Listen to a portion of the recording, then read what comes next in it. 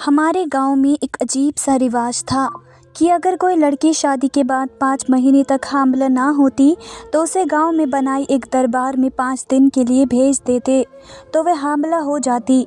मुझे ये बात सुनकर बहुत अजीब लगता है। जब मेरी भाभी को भी उस दरबार में भेजा गया तो वह भी हामिला हो गई, लेकिन जब मेरी भी शादी हुई और मुझे भी उस दरबार में भेजा गया तो मेरी जान निकल गई। जब आधी रात को वहाँ मेरा नाम अनाबिया है, मैं गांव से ताल्लुक़ रखती हूँ। हमारे गांव में एक बड़ा ही अजीब सा रिवाज था।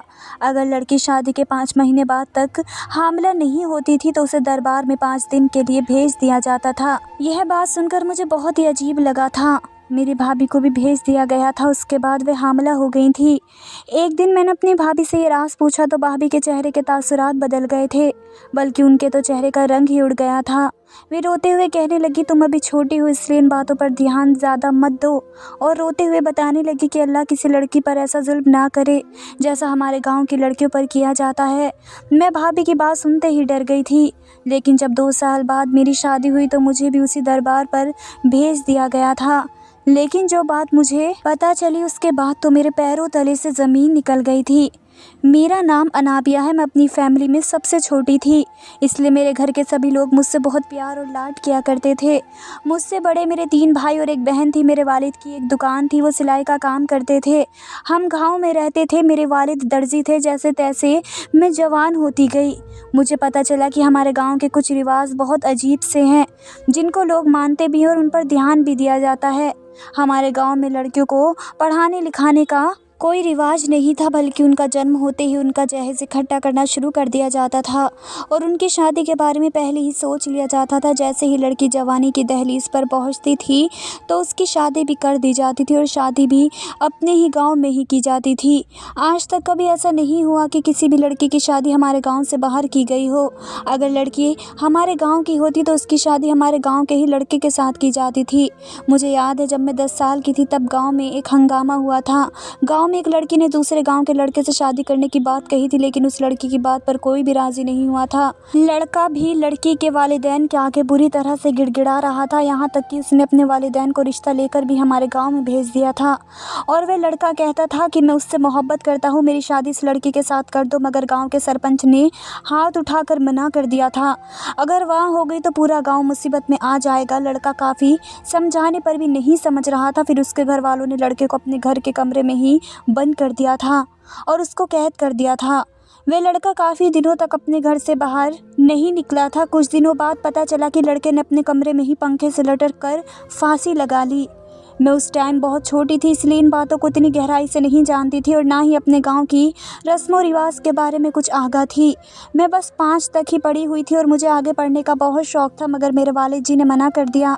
मैं 5 क्लास तक भी बड़ी ज़िद से पढ़ी थी। मेरे ख़ानदान वाले तो मेरे स्कूल में ही दाखिला नहीं करवाना चाहते थे। मैं आगे पढ़ने की और ज़िद करती तो मेरे बाबा कहते कि बस यहीं तक बहुत है, हमारे गाँव में ये सब नहीं चलता। मैं बहुत रोई थी और बहुत तड़पती थी, मगर मेरे वालिद पर कोई असर नहीं पड़ा। मुझे मेरी एक दोस्त ने कहा कि सब गांव वाले हमारे गांव के मशहूर बाबा को बहुत मानते हैं, तुम बाबा के पास जाकर उनसे सिफारिश करवाओगी तो तुम्हारे वालिद ज़रूर मान जाएंगे। ऐसे ही एक दिन मेरे सब घर वाले कहीं पर गए हुए थे और मैंने आज से पहले कभी बाबा को नहीं देखा था। बस इतना जानती थी कि वही पूरे गाँव और गाँव के लोगों पर अपना राज चलाते हैं और सब लोग उनकी ही बात को मानते हैं। मुझे उम्मीद थी कि वे मेरी सिफारिश मेरे वालिद से बात करेंगे तो मुझे आगे पढ़ने की भी इजाज़त मिल जाएगी। रास्ते में एक छोटा सा घर आता था। जैसे ही मैं उस घर के आगे से गुजरी तो घर की खिड़की से एक लड़की झांक रही थी। उसने मुझे खिड़की से ही आवाज़ लगाई और उसने मुझे अपने घर के अंदर बुला लिया। वे मुझसे पूछने लगी कि इतनी कड़ी धूप में तुम कहाँ जा रही हो? तो मैंने उसे पूरी बात बताई और कहा कि मैं बाबा के पास जा रही हूँ। कुछ देर सोचने के बाद उसने मुझसे कहा कि तुम्हें पढ़ने का बहुत शौक़ है तो मैं तुम्हें पढ़ाऊँगी, लेकिन इस बारे में किसी को पता नहीं चलना चाहिए कि तुम मुझसे पढ़ती हो। उनकी ये बात सुनकर मैं बहुत खुश हो गई थी, क्योंकि मुझे पढ़ने के लिए टीचर मिल गई थी। उनका नाम अस्मा था। जब दोपहर को मेरे घर वाले सोने के लिए लेट जाते थे तो मैं अस्मा से पढ़ने के लिए आ जाती थी और उन्होंने ही मुझे पढ़ने के लिए किताबें और कॉपियाँ दी थी। अस्मा मैम को लगता था कि वे बहुत पढ़ी लिखी हैं।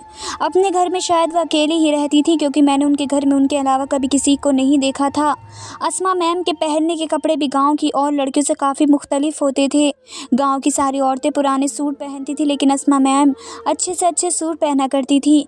वे बोलती थी तो मेरा मन करता है कि मैं उनको सुनती चली जाऊं। उनके बोलने का स्टाइल और उनका गेटअप मुझे बहुत पसंद था। पूरे 3 साल में मैम के पास चोरी छुपे पढ़ने के लिए जाती रही। अगर मेरे घर में किसी को मुझ पर शक भी होता तो मैं अपनी फ्रेंड के घर का कहकर मैम के पास पढ़ने के लिए आ जाती थी। अस्मा मैम ने मेरे इम्तिहान भी दिलवा दिए थे। मेरा हाई स्कूल मुकम्मल हो चुका था। अस्मा मैम ने मुझे खुद ही स्कूल ले जाकर मेरे पेपर्स भी दिलाए थे। मेरी माँ को और मेरी बहन को इस बारे में पता था। मेरी वजह से वे खामोश रही। उन्होंने इस बारे में घर पर किसी को भी कुछ नहीं बताया था। मैंने हाई स्कूल पास कर लिया तो मेरी माँ ने मुझसे कहा कि अब तुम बहुत बड़ी हो गई हो कि तुम्हारे वालिद और दोनों भाइयों ने तुम्हारे घर से बाहर निकलने पर पाबंदी लगा दी है। वैसे भी अब तुम्हारे भैया की शादी होने वाली है, इसलिए तुम अपने भैया की शादी की तैयारियां करो। मैंने अपनी माँ से कहा, माँ मैं चाहती हूँ भैया की शादी में अस्मा मैम भी आएँ। ये बात सुनकर मेरी माँ अचानक ही घबरा गई और कहने लगी, खबरदार किसी को बताना भी मत कि तुम उस अस्मा को जानती हो। उस गांव के सभी लोगों ने उसके साथ रिश्ता ख़त्म कर रखा है। मैं सुनकर हैरान रह गई और कहने लगी, मगर ऐसा क्यों? माँ कहने लगी, क्योंकि एक दिन उसने बाबा के साथ बहुत बदतमीज़ी की थी। ये बाबा वही था जिसको गांव के बहुत सारे लोग इज्जत दिया करते थे।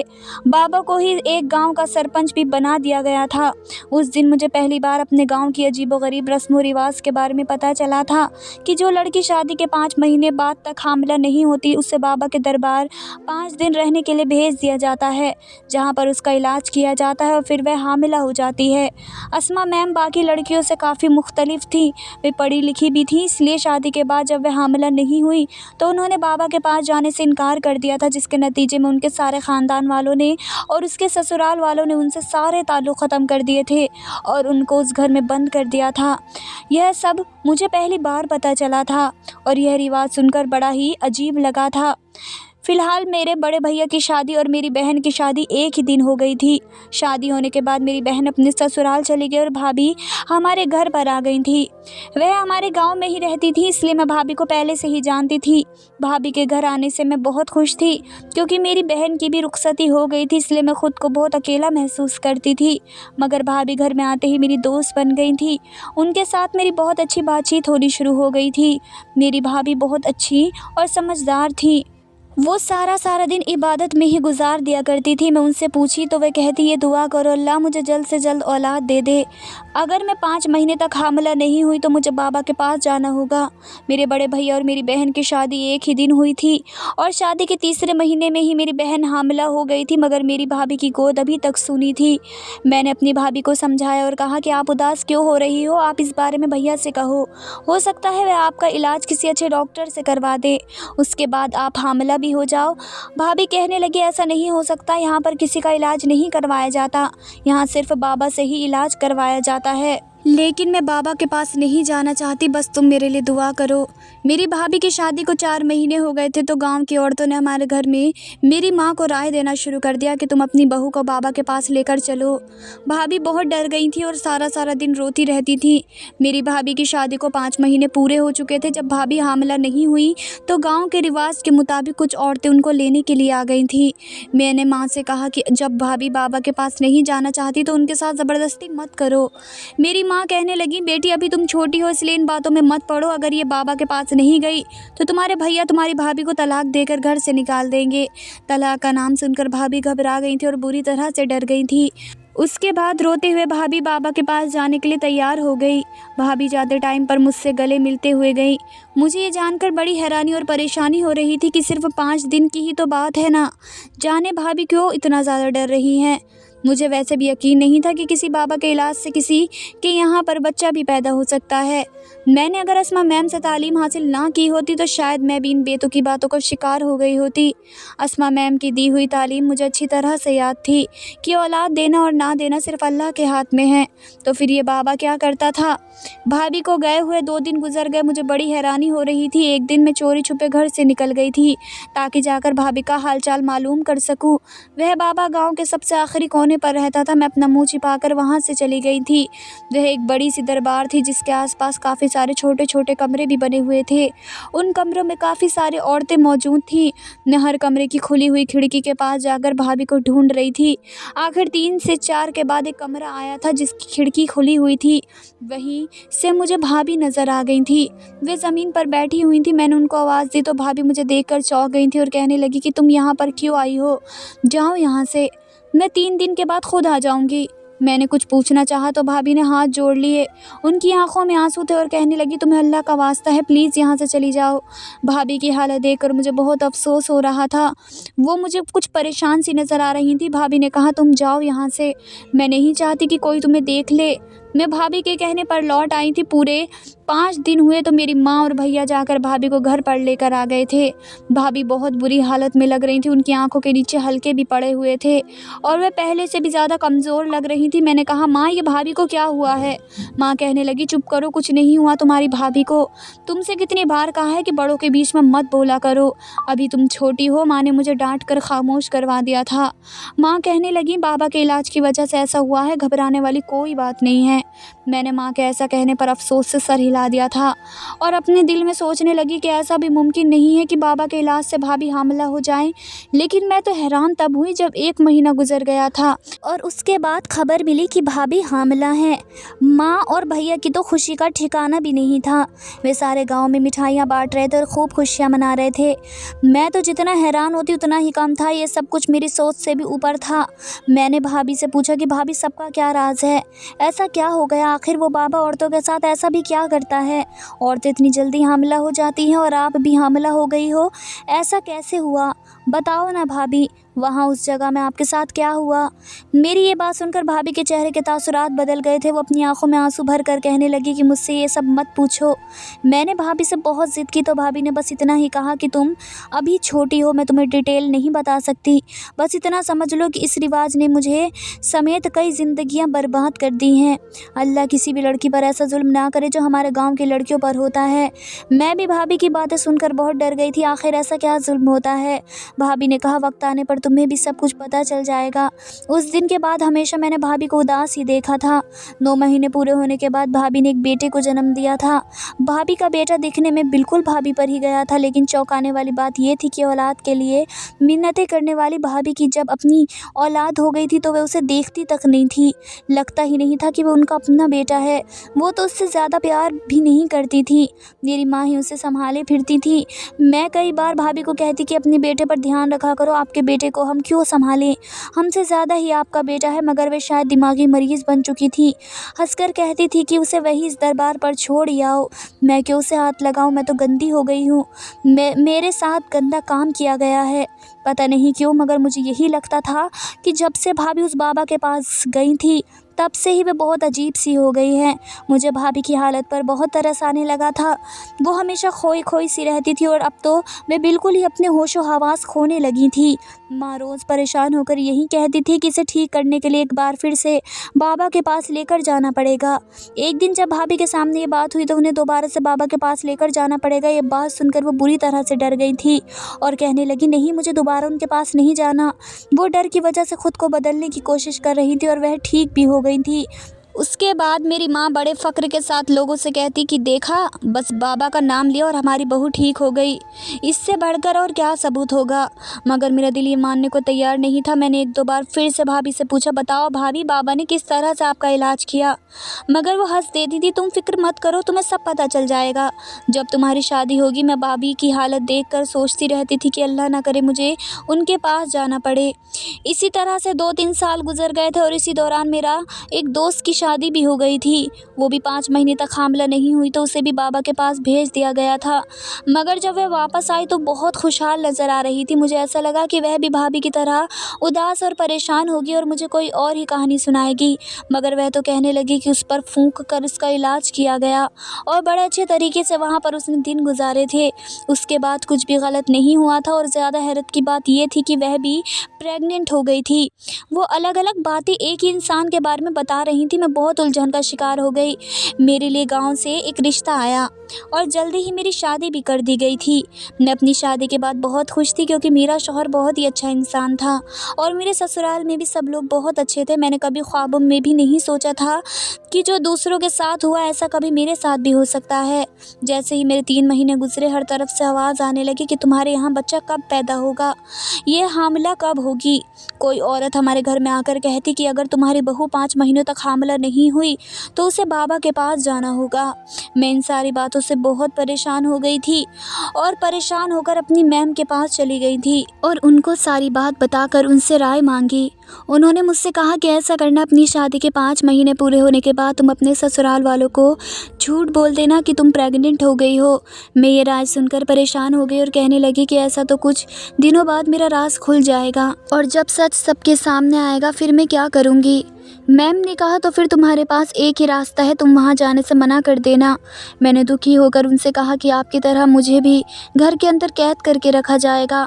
आप तो मजबूत हो लेकिन मैं इस तरह की ज़िंदगी नहीं जीना चाहती। मैम ने हैरान होकर पूछा फिर तुम क्या करोगी। मैंने उनसे कहा कि मैं बाबा के पास ज़रूर जाऊंगी और जाकर सच का पता लगाऊंगी कि आखिर वहाँ पर चल क्या रहा है। और मैंने अपनी सास को भी कह दिया कि ठीक है मैं चली जाऊंगी। रिवाज के मुताबिक मेरी सास और गाँव की 2 औरतें मुझे अपने साथ लेकर बाबा के दरबार पर छोड़ने चली गई थी। रास्ते में मुझे भाभी मिल गई थी और वे इशारे से मुझे मना कर रही थी कि वहाँ मत जाओ, मगर मैं इतने सालों से अपने अंदर चलती हुई कश्मकश और सवालों के जवाब जानना चाहती थी, इसलिए मुझे बाहर जाने का कोई डर खौफ भी नहीं था। मैंने जैसे ही वहाँ पर कदम रखा, हैरत की वजह से मेरे कदम जकड़ कर रह गए थे। यह वो माहौल नहीं था जो मेरी शादी से पहले था। यहाँ पर सारी औरतें इबादत करती हुई नजर आ रही थी, चारों तरफ से खुशबू आ रही थी। मैंने इनसे पहले कभी बाबा को नहीं देखा था, मैंने सिर्फ उनका नाम ही सुना था और जब देखा तो मैं दंग रह गई। उसके पास एक काला पत्थर रखा हुआ था और वह आंख बंद करके बैठा था।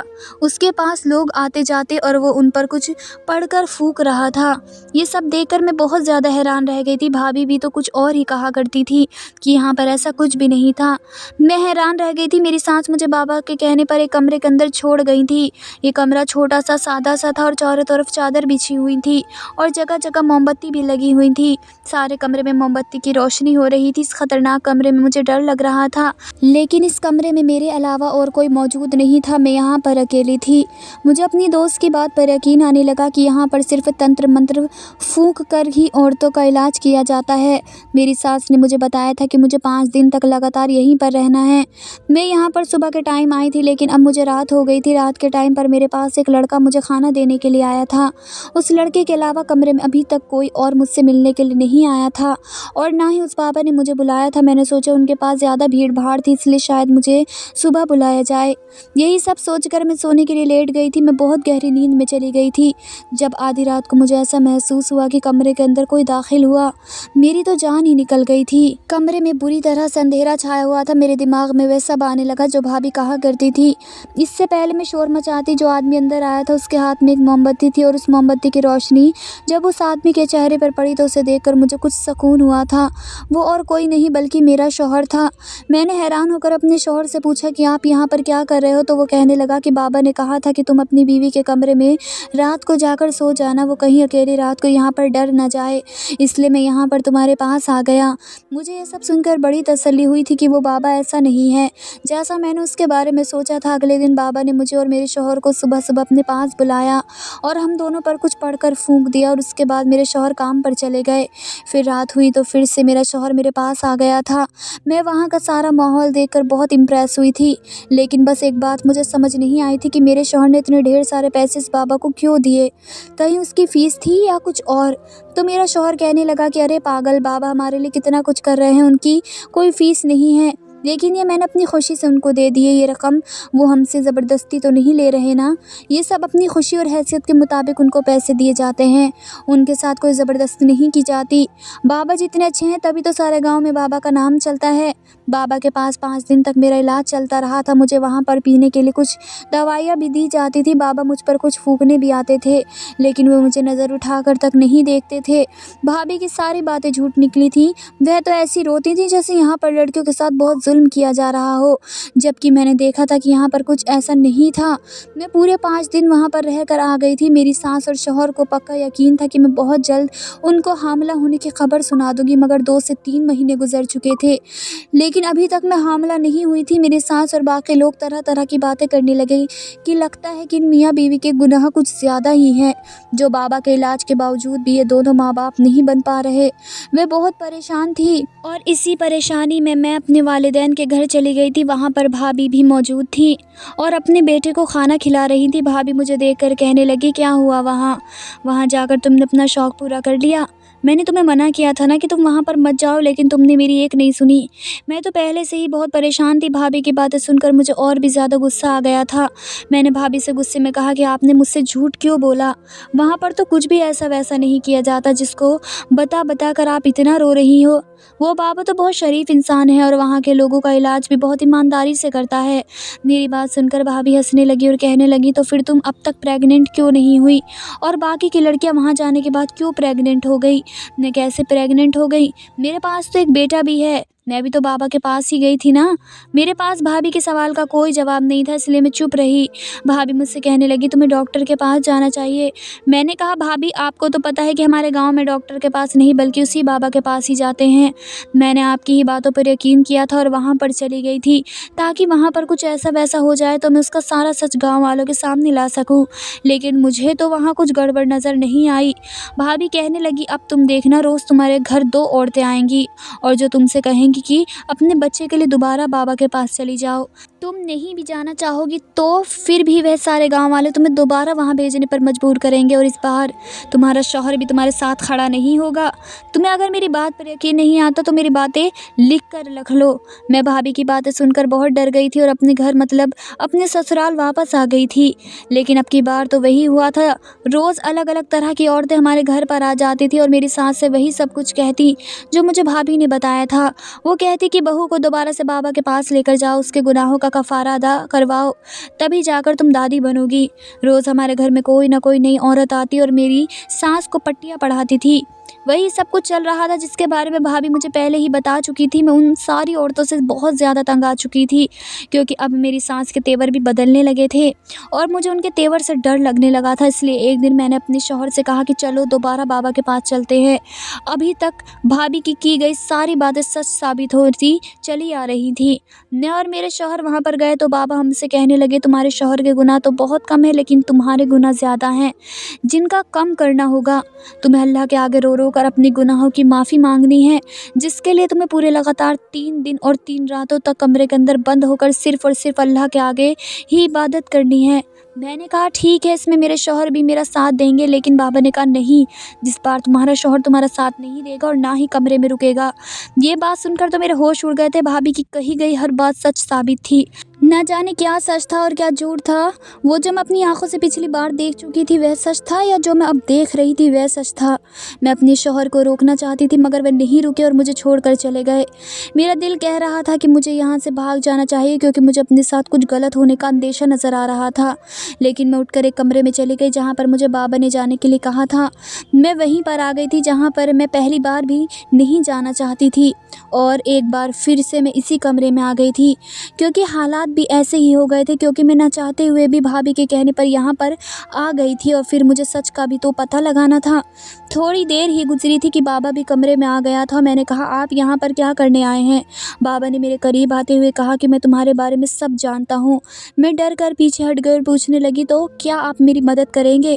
बाबा कहने लगा, हाँ मैं तुम्हारी मदद ज़रूर करूँगा, बल्कि मैं तुम्हारी मदद करने के लिए ही तो यहाँ पर आया हूँ।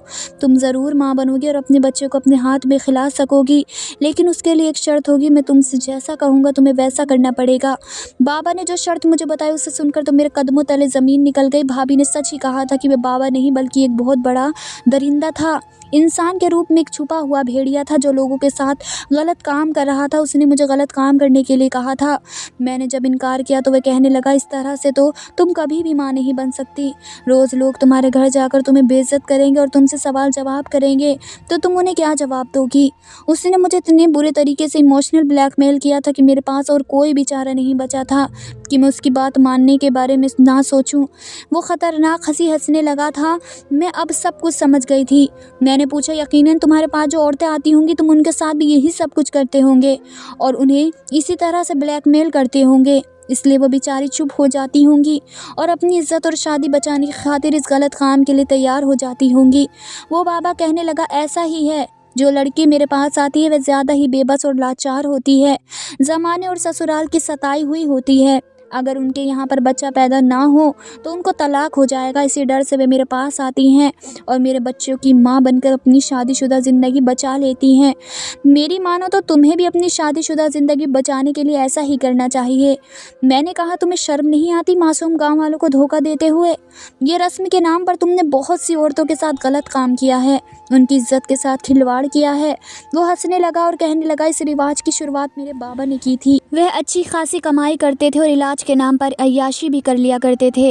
ये गांव वाले बहुत मासूम लोग हैं, इनके बेवकूफ़ बनाना बहुत ही आसान बात है क्योंकि उनको बेवकूफ़ बनाया नहीं जा सकता। ये लोग तो पहले से ही बेवकूफ़ हैं, अपनी बहन बेटियों को गैर मर्दों के हवाले छोड़ जाते हैं। मैं उस आदमी की बातें सुन सुनकर हैरान रह गई थी।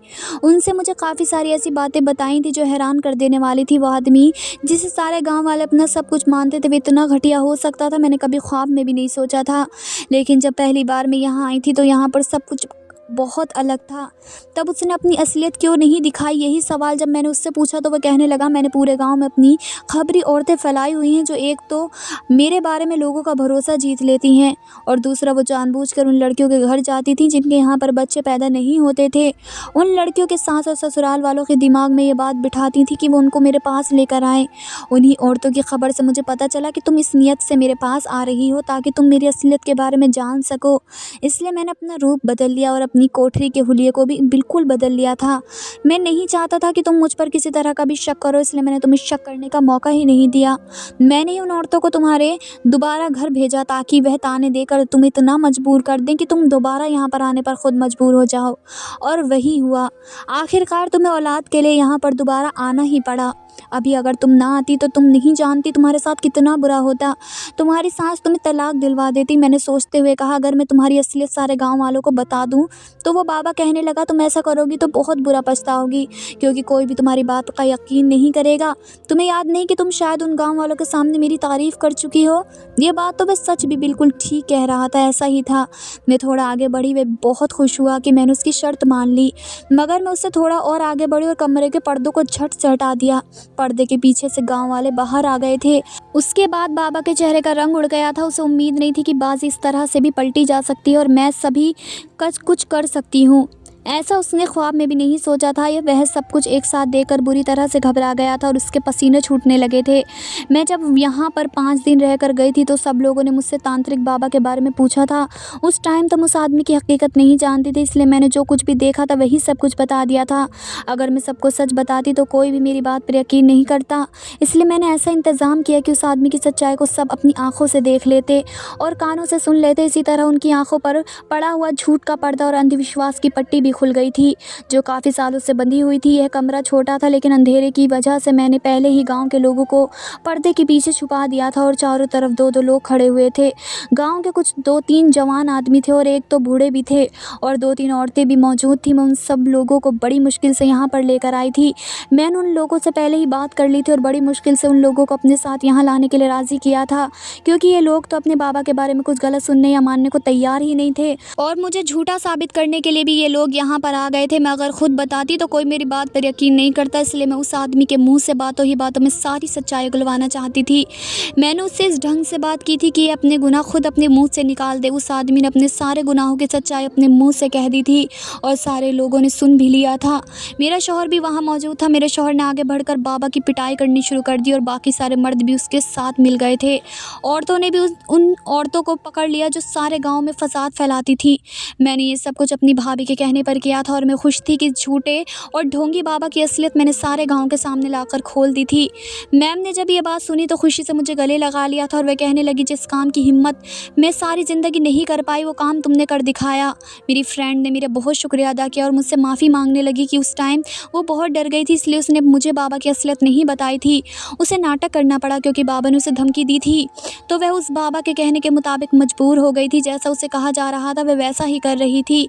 मैंने कहा, सब सबको असली बात पता चल गई, लेकिन इस सारे की हकदार मेरी भाभी हैं, जिन्होंने मुझे इस काम के लिए राज़ी किया था, हिम्मत और हौसला दिया था। सारे गांव वालों की अकल ठिकाने आ चुकी थी और उन्होंने ठान लिया था कि अब कभी अपनी बेटी और बहनों को किसी गलत आदमी के हवाले नहीं करेंगे। उस दिन के बाद सारे गांव का माहौल ही बदल कर रह गया था। सारे गांव वाले समझदार हो गए थे और उन्होंने अपने घर की बेटियों को तालीम देना भी शुरू कर दिया था। और अब गांव के लोग भी काफ़ी समझदार हो गए थे और कुछ महीनों के बाद मैंने भी एक प्यारे से बच्चे को जन्म दिया था। बाबा को तो पुलिस के हवाले कर दिया गया था और उसको कड़ी से कड़ी सज़ा दिलाई गई थी। अब गाँव के सारे लोग और औरतें खुशी खुशी अपनी ज़िंदगी गुजार रहे हैं। धन्यवाद दोस्तों।